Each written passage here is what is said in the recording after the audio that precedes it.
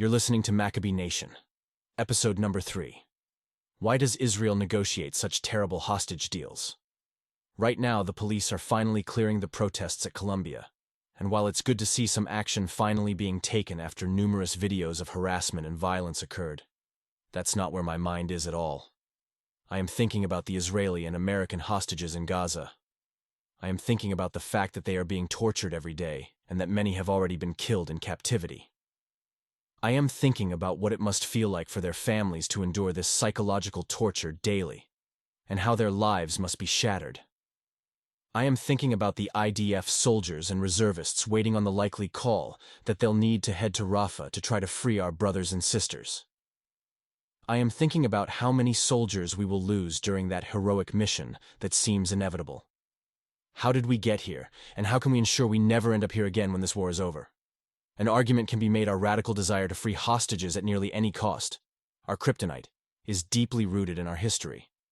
Religious Jews recite the Amidah, a Jewish prayer, 3 times a day that references freeing of captives. Also, returning hostages, even if just their bodies, is important for Jewish burial rituals. Sinwar, the current Hamas leader and former Israeli prisoner, clearly discovered hostages are Israel's Achilles heel by studying his predecessors. He learned we have an undying commitment to never leave each other behind, including our soldiers who Israel generally conscripts unlike most volunteer armies. No one would want to show up for duty if they thought they might be taken hostage and abandoned. Sinwar used these insights to plan an attack so heinous that he knew it would force the Israeli military to react with intensity to recover hostages. By putting military infrastructure in civilian areas, Hamas then used their own people as shields to increase the likelihood of civilian casualties and to create a humanitarian crisis, albeit an exaggerated one, that he knew would awaken his biggest asset, hatred for Jews around the globe. We must admit this is a smart plan, albeit an evil one. If we are going to be victorious, we need to understand how to stop Palestinian terror organizations from running this playbook on us again and again and again, as they've claimed is their intention. Before we delve into the history, it's worth noting the false equivalency between Palestinians targeting predominantly civilians and off-duty soldiers and treating them inhumanely, and Israel arresting Palestinians that have committed crimes and keeping them healthy while they serve their sentences.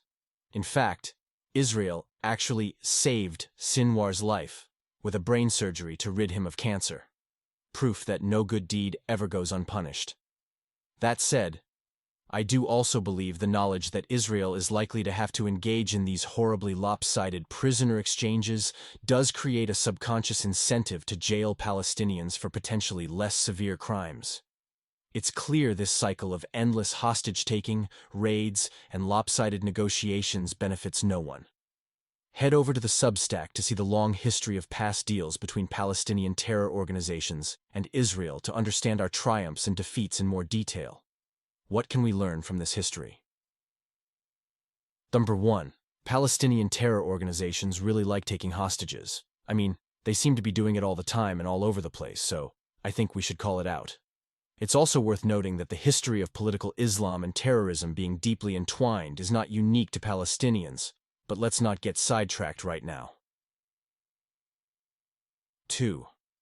Israel does not have a consistent policy for how to handle hostage situations. Israel sometimes has negotiated, generally poorly, and sometimes gone in hard and been willing to risk collateral damage in rescue attempts. It does seem more recent history shows that there's a preference for trying to negotiate, which seems to be incentivizing the act of hostage-taking. Worse, most people unfamiliar with the conflict conflate Palestinian prisoners in Israel as hostages, irrespective of the crimes they committed, and both sides the crap out of the issue, ignoring blatant terrorism. As much as it pains me to say it, especially right now in our current situation, our policy should be we do not negotiate. Period. End of sentence. In the long term, I believe this will lessen human suffering, because it will be known that hostage-taking never yields positive outcomes. That said, if it was a family member of mine, I don't know the lengths I'd be willing to go to in order to free them. There's almost no price I wouldn't pay. I realize this is an unfair double standard, which is why the Israeli government must be strong when we as individuals cannot be. Stay classy, Maccabee Nation. Until next time.